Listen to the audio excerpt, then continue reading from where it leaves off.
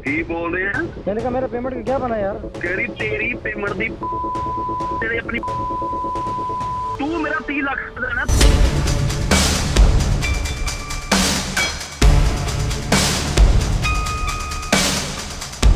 अगर मैंने आज 24 घंटे से पहले मूव नहीं किया तो मैं आपके पाँव में बैठ कर जूते भी कहूंगा, आपसे एक एक रुपए भी मैं आपको दूंगा। पेमेंट का शेड्यूल था वो 2 किस्तों पे था। इसके पहले आप पेमेंट आपने 9 लाख देनी है, बगैर 10,40,000 रुपए आफ्टर वीजा देनी है। मैंने कहा ठीक है। मैंने इसको बोला काशिफ भाई आप मुझे अकाउंट नंबर दे दे या फिर चेक बता दे, उन दोनों पे मेरे को घुमा दिया। मैं यहाँ तक कुछ दिनों के बाद फिर इसकी कॉल आने शुरू हो जाती है, कॉल पे कॉल्स। मुझे कहते थे कि यार आपने अर्जेंट और पेमेंट मतलब अरेंज करनी है। उसने कहा दोस्त मोहम्मद आपने 9 लाख दिए वो हमारे ज़ाया हो जाएंगे। इस 1 महीने के अंदर मुझे इसने इतना ट्रैप किया ना कि मैं आपको बता नहीं सकता, मेरे आंखों पे पर्दा आ गया था। अब इसने मुझे अपने जाल में फंसाना था, मुझे इस बारे में बिल्कुल इल्म नहीं था कि ये आगे इसका क्या मतलब इरादा है। ये जो पेमेंट मैंने उसको दी है 1 महीने के अंदर, इसने मुझे टाइम का बताया था कि 1 महीने में प्रोसेस करवा दूंगा। वीज़े से पहले तो उसके बड़े प्यार मोहब्बत के मतलब अल्फाज थे कि मैं अपने लिए कोशिश कर रहा हूँ, मेहनत कर रहा हूँ। फिर मैंने इनको कहा कि भाई मैं सोशल मीडिया पे जा रहा हूँ और तमाम आपके खिलाफ एप्लीकेशन कर रहा हूँ। उसने मुझे वहाँ इतनी गंदी गलीज गालियाँ दी, माँ बहन की गालियाँ दी, और उल्टा मुझे प्रेशराइज कर रहा था कि मैं आपके खिलाफ डीआईजी को, वहाँ आपके सीडीटी डीआईजी उनको कंप्लेन करूंगा कि आप यहाँ से डंकी मार के भाग रहे थे, डंकी मार के जा रहे थे। फिर मेरे जहन में फिर मुझे किसी दोस्त ने कहा कि आप डीआईजी फैसल कमरा साहब से रब्ता करें, वो बहुत मुखलिस ईमानदार ऑफिसर है। जैसे मैंने डीआईजी फैसल कमरा के साथ रब्ता किया, फैसल साहब के साथ, उन्होंने फौरन क्विकली मुझे रिस्पॉन्स दिया, मुझे बुलाया, मेरे तमाम एविडेंस को देखे। फिर गुलबर्ग थाने में अल्हम्दुलिल्लाह इसके खिलाफ फ्रॉड का पर्चा दर्ज हुआ, और उसके बाद पंजाब पुलिस अल्हम्दुलिल्लाह बहुत इफर्ट कर रही है इसके मतलब इसकी चापे पे 3-4 मतलब चापे लगाए। अब मैं आपके तवज्जो से ये कहना चाहता हूँ कि मैं इंशाल्लाह अल्लाह के हुक्म से मैं ये पेमेंट से लेकर आऊँगा। ये मेरा हक हलाल की कमाई है, पंजाब पुलिस मेरे साथ एफर्ट कर रही है। अस्सलामु अलैकुम। डिजिटल बॉक्स के साथ मैं हूं मोहम्मद उस्मान। नाज़रीन, मेरे साथ इस वक्त दोस्त मोहम्मद साहब मौजूद हैं जो कि एक सीटीडी के अहलकार भी हैं। नाज़रीन, आपको याद होगा काशिफ ज़मीर जो कि एक फ्राडिया कहलाया जाता है, अपनी नकली सोने की जो जंजीरें वो पहनता है और कई लोगों से इसने फ्रॉड किए। दोस्त मोहम्मद साहब के साथ भी इसने 19,40,000 रुपये का फ्रॉड किया और वो इस वक्त लाहौर में मौजूद हैं। इनसे जानते हैं कि कैसे उसके झांसे में आ गए, किस तरह इसने इतना बड़ा फ्रॉड इनके साथ किया। दोस्त मोहम्मद साहब अस्सलाम वालेकुम। जी वालेकुम सलाम। दोस्त मोहम्मद साहब, ये बताएं कि आपको क्या काशिफ ज़मीर की सोने की चेनें पसंद आ गई थी, क्या आपने देखा उसमें? बस आप यही कह लीजिए कि उसकी जो ये जालसाजी का मतलब तरीका है, जो फेक ऑडियो लोगों के साथ बनाते हैं, मतलब फेक वीडियो बनाते हैं जो अपनी जाल में लोगों को फंसाए जाते हैं, ये सारा फेक था। मुझे इस बारे में इल्म नहीं था बिल्कुल भी, और मैं इस जालसाजी के अंदर बिल्कुल इसके मतलब जाल में आ गया हूँ। अब मुझे अब आज भी यकीन नहीं हो रहा कि मैं किस तरह ये पेमेंट 19,40,000 रुपये जो मैंने वीज़े की मदद में इसको दिए किस तरह दिए। आप यकीन करो मुझे आज अभी भी यकीन नहीं हो रहा। कैसे आपसे इसकी मुलाकात हुई? मेरी मुलाकात इससे सोशल मीडिया के थ्रू मतलब हुई थी। फिर व्हाट्सएप पे मेरा नंबर मेंशन हुआ। फिर इन्होंने मुझसे कहा कि आप कहाँ रहते हो? मैंने कहा मैं कराची में रहता हूँ और मैं आपका फ़ैन हूँ। मैंने कहा मैं आपका फ़ैन हूँ, आपसे मिलना चाहता हूँ, आपको पसंद करता हूँ। अगर आप जब भी कराची आना हो तो मेरे मेहमान आना इंशाल्लाह। ठीक है। तो कुछ टाइम बाद काशिफ ज़मीर की कॉल आती है और कहता है कि मैं जो है ना लाहौर से कराची आया हूँ, तो मिलना पॉसिबल है? मैंने कहा बिल्कुल भाई, मैं आपको लोकेशन भेजता हूँ, आप मेरी लोकेशन पे आ जाएं, मुलाकात कर लेते हैं। हमारी मुलाकात हुई, हमारी बैठक हुई, बहुत अच्छी बातचीत हुई। इसने मुझसे पूछा क्या करता हूँ? मैंने कहा अपना बताया। मैंने किस तरह मैं सरकारी मुलाजिम हूँ और सीटीटी में ड्यूटी करता हूँ। तो उन्होंने मुझे कहा कि यार क्या सैलरी कमाते? मैंने कहा मतलब अल्हम्दुलिल्लाह गुजारा हो जाता है। अब इसने मुझे अपने जाल में फंसाना था, मुझे इस बारे में बिल्कुल इल्म नहीं था कि ये आगे इसका क्या मतलब इरादा है। फिर इन्होंने मुझे कहा कि मेरे पास बहुत अच्छी अपॉर्चुनिटी आई हुई है यूरोप की, मैं काफ़ी बंदे यूरोप भेज चुका हूँ और इनकी स्टाइल लाइफ भी चेंज हो गई है, और वहाँ मेरे दोस्तों के पेट्रोल पंप है, आप भी जाओगे तो आप भी अल्हम्दुलिल्लाह अच्छी इनकम कमा रहे हो। आपको पता है हर इंसान की ख्वाहिश होती है कि वो बाहर जाए, अच्छा इनकम कमाए, अपनी लाइफ स्टाइल चेंज करे, अपने बच्चों की मुस्तकबिल के लिए सोचे। मेरे भी यही इरादा था, मेरा भी एक प्लान था, लेकिन मुझे इस बारे में बिल्कुल यकीन नहीं था कि ये बेज़मीर इंसान, ये धोखेबाज इंसान, ये फ्रॉडी इंसान इस तरह मुझे अपने जाल में फंसाएगा और मुझसे ये पेमेंट अड़प कर देगा। कितने अरसे तक जो है वो आप इसको पेमेंट्स देते रहे? कितने अरसे में आपने ये पूरी पेमेंट इसको दी है? ये जो पेमेंट मैंने उसको दी है 1 महीने के अंदर, इसने मुझे टाइम का बताया था कि 1 महीने में प्रोसेस करवा दूंगा। प्रोसेस जो पेमेंट का शेड्यूल था वो 2 किस्तों पे था। ठीक है। तो उन्होंने कहा कि पहले आप पेमेंट आपने 9 लाख देनी है, बगैर 10,40,000 रुपये आफ्टर वीज़ा देनी है। मैंने कहा ठीक है। वो 9 लाख रुपए मैंने अपने भाई से खुद कुछ जमा पूंजी करवाई थी, खुद कज़न वज़न से दोस्तों से लेकर मैं लाहौर आया। जब मैं लाहौर आया मैंने उसको वो पेमेंट इसको कैश दे दी। मैंने इसको बोला काशिफ भाई आप मुझे अकाउंट नंबर दे दे या फिर चेक बता दे, उन दोनों पे मेरे को घुमा दिया। बोला आपको पता है यार ये मसला है, मैं दे नहीं सकता हूँ, खुद मेरे बड़े मामला चल रहे होते हैं। फिर मुझे इसने कहा कि यार आप इस एंड टाइम में आकर मुझे कह रहे हो कि यार मुझे चेक दे दो या फिर वो एग्रीमेंट कर लो मेरे साथ। बोले मैं आपके लिए क्या सोच रहा हूँ, आपके लिए इतनी एफर्ट कर रहा हूँ, कम पैसों पे मैं आपको यूरोप का काम करवा रहा हूँ, आपकी मुस्तकबिल के लिए सोच रहा हूँ। आप यहाँ आके मेरे जो है ना मुझ पर भरोसा नहीं कर रहे हो। अच्छा, पहली मद इसने बोला 9 लाख रुपए। जी। अब आप क्या ये समझते हैं कि 9 लाख रुपए में आपको कम से कम दुबई का वीजा भी मिल सकता है, जो 9 लाख रुपए में आपको ये यूरोप का वीजा दिलवा रहा था? नहीं, टोटल पेमेंट जो हमारी बात हुई थी ना, इसने कहा 15 से 20 लाख तक। ठीक है। फिर हमारा एक डिसाइड हुआ 19,40,000 रुपए। इसने कहा कि मैं टोटल पेमेंट लूंगा आपसे। मैंने कहा ठीक है। पेमेंट का शेड्यूल ये बने कि 9 लाख पहले देने और 10,40,000 रुपए आफ्टर वीजा देने थे। मैंने कहा ठीक है। 9 लाख देने के बाद मुझे इसने कहा कि आप यहाँ स्टे कर लो, कुछ दिनों में आपका ऑफर लेटर आ जाता है। मैंने कहा ठीक है, बिल्कुल मैं इंतजार कर लेता हूँ। मैं यहाँ तक कुछ दिनों के बाद फिर इसकी कॉल आनी शुरू हो जाती है, कॉल पे कॉल्स। मुझे कह रहे थे कि यार आपने अर्जेंट और पेमेंट मतलब अरेंज करनी है। मैंने कहा काशिफ भाई आपसे आफ्टर वीजा पेमेंट बात हुई थी और आफ्टर वीजा पेमेंट के बाद मैं कहीं ना कहीं अरेंज कर लूंगा, उसमें टाइम होता है। अब एंड टाइम में मुझे कह रहे पेमेंट और अरेंज करो, मैं तो नहीं कर सकता, मेरे पास इतनी।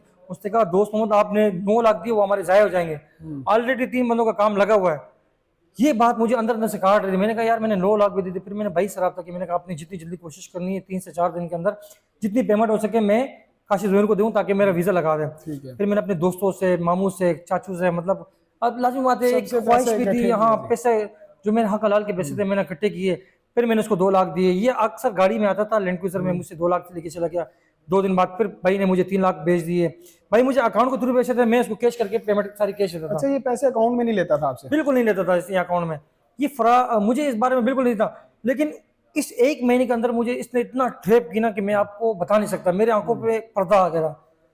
बस ये समझो कि मैं एतबार में जो है ना लूट गया हूँ, मारा गया हूँ। ठीक है, ये बताएं कि अब आप लाहौर कैसे आए? आपने डीआईजी ऑपरेशंस लाहौर फैसल कामरान साहब से रब्ता किया, उनका क्या कहना था? मैं कराची में बहुत मायूस था, 1 साल हो गया, मैं इसका इंतजार कर रहा था। मैंने कहा अभी ये मुझसे रब्ता करेगा, क्योंकि व्हाट्सअप और नंबर से इसने मुझे ब्लॉक कर दिया था। फिर मैं अपने दोस्तों के, अपने कजनों के नंबर से मतलब इससे रब्ता करना चाह रहा था। जो ही इसे पता चलता था कि दोस्त मौत की वजह से या दोस्तों के मैसेज, ये मुझे फौरन उस नंबर से ब्लॉक कर देता। मैं मायूस हो गया। जिनसे मैंने पैसे लिए हुए थे, अब लाज़मी बात है उनको पैसे भी देने होते हैं, उनको देने भी है, तो वो फिर कॉल करने लगे। फिर मैं मजबूरन कराची से लाहौर आया और ऐसी बेबसी के हालत में आया कि मैं आपको तकलीफ में आपको बता नहीं सकता, क्योंकि ना एक बंदे की दुआ सलाम, ना रिहाइश, ना कुछ भी ना, तो एक बहुत बड़ी परेशानी होती है। फिर मेरे जहन में फिर मुझे किसी दोस्त ने कहा कि आप डीआईजी फैसल कामरान साहब से रब्ता करें, वो बहुत मुखलिस ईमानदार ऑफिसर है। बिल्कुल यूं ही हुआ। जैसे मैंने डीआईजी फैसल कामरान के साथ रब्ता किया, फैसल साहब के साथ, उन्होंने फौरन क्विकली मुझे रिस्पॉन्स दिया, मुझे बुलाया, मेरे तमाम एविडेंस को देखे और रेफरेंस के बाद इंक्वायरी हुई। फौरन इंक्वायरी के बाद एसपी मॉडल टाउन को ये मतलब कहा कि भाई जिम्मेदारी दी, फौरन इस पे जो है ना जो कार्रवाई होती है। फिर गुलबर्ग थाने में अल्हम्दुलिल्लाह इसके खिलाफ फ्रॉड का पर्चा दर्ज हुआ और उसके बाद पंजाब पुलिस अल्हम्दुलिल्लाह बहुत एफर्ट कर रही है इसके मतलब इसकी चापे पे 3-4 मतलब चापे लगाए। मैं उनके साथ होता हूँ, वक्तन वक्तन मुझे कॉल करते, मुझसे पूछते कि आपने परेशान नहीं होना, इंशाल्लाह हम गिरफ्तारी के लिए लगे हुए। और मुझे यही उम्मीद है। पहले तो मैं बिल्कुल मायूस था जब मैं कराची में था। जब मैं यहाँ आया हूँ तो अल्हम्दुलिल्लाह मुझे 90% नहीं 100% एक अल्लाह की ज़ात से और एक अपनी पंजाब पुलिस से, अफसरानों से मैं बहुत खुश हुआ। उन्होंने मुझे अपना जवान समझा। उन्होंने कहा कि ये भी हमारा फोर्स का एक जवान है जिसके साथ धोखा हुआ, फ्रॉड हुआ। इसने भी मैंने उनको बताया कि सर मैं बहुत तकलीफ में हूँ, इस तरह मैंने कर्ज लिया, उधार लिया है, मेरी ख्वाहिश थी कि मैं बाहर जाऊँ, अच्छी इनकम कमाऊँ और लीगल तरीके से जाऊँ। ठीक है, ये जब काशिफ ज़मीर से आपकी बात होती थी, जब आप अपना मुतालबा करते थे अपनी रकम का, तो तब वो क्या कहता था आपसे? जब वीज़े से पहले तो उसके बड़े प्यार मोहब्बत के मतलब अल्फाज थे कि मैं अपने लिए कोशिश कर रहा हूँ, मेहनत कर रहा हूँ, और जब जितनी जल्दी आपने पेमेंट अगर अदा कर दी तो 24 घंटे के अंदर अंदर मैं पाकिस्तान से आपको मूव करूंगा और आपका 1-1 रुपये दूंगा। अगर मैंने आज 24 घंटे से पहले मूव नहीं किया तो मैं आपके पाँव में बैठ कर जूते भी कहूंगा, आपसे 1-1 रुपये भी मैं आपको दूंगा। वो रिकॉर्डिंग मेरे पास मौजूद है। ठीक है जी हाँ, तो वो रिकॉर्डिंग में मेरे पास मौजूद है। फिर जब वीज़े का टाइम आया, मैंने बोला काशिफ भाई टाइम हो गया, वीज़ा नहीं आ रहा और मुझे जो है ना बड़ी परेशानी हो रही है। उन्होंने मुझे कहा कि टाल मटोल करना स्टार्ट कर दिया। फिर मैं परेशान होने लगा। फिर मैंने इसको कहा कि भाई मैं बहुत परेशान हो गई, मैंने लोगों को पेमेंट देनी है। फिर मैंने इनको कहा कि भाई मैं सोशल मीडिया पे जा रहा हूँ और तमाम आपके खिलाफ एप्लीकेशन करूँ। उसने मुझे वहाँ इतनी गंदी गलीज गालियाँ दी, माँ बहन की गालियाँ दी, जो मैं यहाँ बयान नहीं कर सकता। मुझे धमकियाँ दी और उल्टा मुझे प्रेशराइज कर रहा था कि मैं आपके खिलाफ डीआईजी को, वहाँ आपके सीडीटी डीआईजी, उनको कंप्लेन करूंगा कि आप यहाँ से डंकी मार के भाग रहे थे, डंकी मार के जा रहे थे और लोगों से फ्रॉड करके जा रहे थे। हालांकि मैं उस चीज़ पे बहुत परेशान हूँ। मैंने कहा यार मेरी पेमेंट और मुझे उल्टा ब्लैकमेल कर रहा है। मैं जब यहाँ आया हूँ, अब मैं आपके तवज्जो से ये कहना चाहता हूँ कि मैं इंशाल्लाह अल्लाह के हुक्म से मैं ये पेमेंट से लेकर आऊँगा, ये मेरा हक हलाल की कमाई है। पंजाब पुलिस मेरे साथ एफर्ट कर रही है, उसकी वतन वतन की लोकेशन लिए जा रही है। तो इंशाल्लाह उम्मीद है कि चंद घंटों में इसकी गिरफ्तारी हो जाएगी और मुझे इंशाल्लाह इंसाफ मिलेगा। दोस्त मोहम्मद साहब, आखिर में उन लोगों को क्या कहना चाहेंगे जो काशिफ ज़मीर को पसंद करते हैं, जिन्होंने एतबार करके अपनी रकम दी हुई है, या उन लोगों को जिनके साथ ये पहले ही फ्रॉड कर चुके मैं अपने प्यारे देखने वाले भाइयों को यही कहूँगा कि ये जो फेक वीडियोज़ है, ये जो बड़ी सेलिब्रिटीज के साथ ये तस्वीरें निकालते, वीडियोस निकालते, ये सब कुछ झूठ है, सब जाली है। इसका सोना भी जाली, इसका घर भी मतलब रेंट का, इसकी गाड़ी भी रेंट की। लास्ट टाइम में आपने देखो कि रिसेंटली फिजा अली के शो में, फिजा अली शो में जो है ना, इसका चेहरा बेनकाब हो गया। जी जी, वो इतनी बड़ी एंकर है। हाँ, मैं वो सोना जाली था। जी हाँ, सोना जाली था, वो भी आप तमाम उसने देख ली थी। अल्लाह ने इसको जलील कर दिया।